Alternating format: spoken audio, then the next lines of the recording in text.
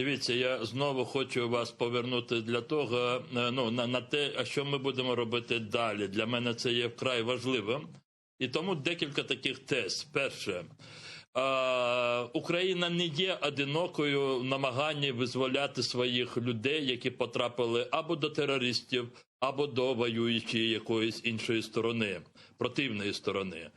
А в той же час треба говорити про те, що я розумію, чому зараз така певна напруженість не лише в студії, вона є в суспільстві.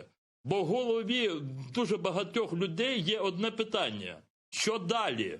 Якою ціною? І це питання, воно в якійсь мірі було дуже, в якійсь мірі противопоставило деяких людей в студії.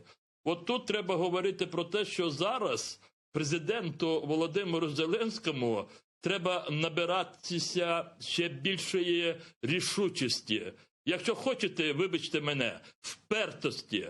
Бо зараз, я розумію, чого хоче Путін, і про це вже говорилося в вашій студії. Зараз буде така формула з боку Росії. Крим наш, Донбас ваш, но на наших условіях. І зрозуміло, що будуть такі наші партнери, які будуть підштовхувати не Україну, а Зеленського, президента Зеленського.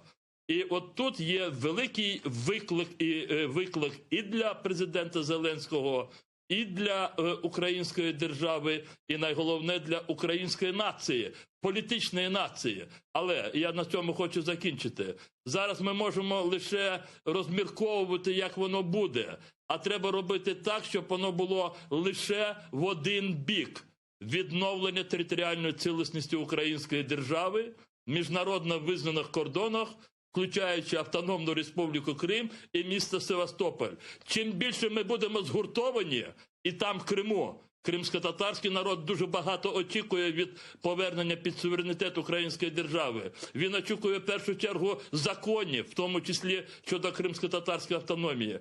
Чим більше буде згуртоване українське суспільство, якщо хочете, змобілізоване. І тоді це буде найкращою нашою підтримкою і для української держави, і для президента Зеленського. Я виходжу з того, що президент Зеленський, як і ми з вами, дуже чітко розуміється на цих викликах. І я думаю, що в нього ця відповідь є нічим не відмінною, чим наша з вами